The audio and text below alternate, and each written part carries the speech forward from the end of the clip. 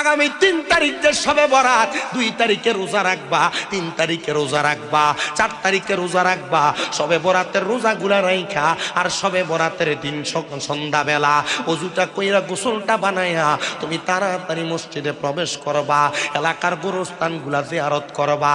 আমার আল্লাহ তাআলা এমন বরকত তোমাদেরকে দান করবে, ওই বরকতের বিনিময়ে বান্দা দুনিয়া এবং আখিরাতে তুমি ধনী হয়ে যাইবা। সামনে শবে বরাত আসতেছে, এই শবে বরাতের রাতে আমি সবার কাছে আবদার করব, এই রাতে আল্লাহ তাআলা বান্দার ভাগ্য নির্ধারণ করে।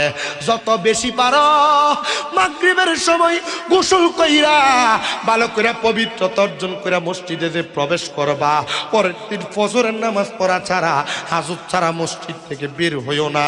কারণ আমার আল্লাহ তাআলা তোমার এত বেশি নিয়ামত দান করবে। শবে বরাতের ইবাদত আল্লাহ তাআলার কাছে যদি পছন্দ হয়ে যায়, আমার আল্লাহ তাআলা আগামী 1 বছর তুমি কি খাইবা, বালা খাইবা না খারাপ খাইবা, শবে বরাতের রাতে আমার আল্লাহ নির্ধারণ করবে। তুমি বান্দা ভালো থাকবা না খারাপ থাকবা, শবে বরাতের রাতে আল্লাহ নির্ধারণ করবে। ও মুসলমান ইমানদার, এ পর্দার অন্তরালের মা, আগামী 3 তারিখ যে শবে বরাত, 2 তারিখে রোজা রাখবা, 3 তারিখে রোজা রাখবা, 4 তারিখে রোজা রাখবা। শবে বরাতের রোজাগুলা রাইখা আর শবে বরাতের দিন সন্ধ্যাবেলা ওযুটা কইরা গোসলটা বানাইয়া তুমি তাড়াতাড়ি মসজিদে প্রবেশ করবা, এলাকার গোরস্থানগুলা জিয়ারত করবা।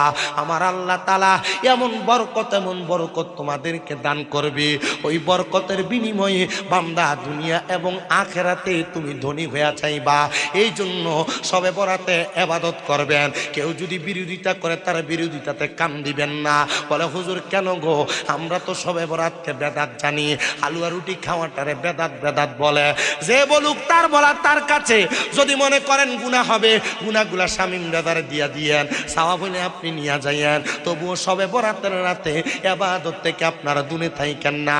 শবে বরাতের সময় সুন্নি মুসলমান আমরা যারা হালুয়া রুটি মানুষের বাড়ি বাড়ি দেয়, বিরিয়ানি সিন্নি খিচুড়ি দেয়, এটা দেওয়া বেদাত বইলা মানুষরা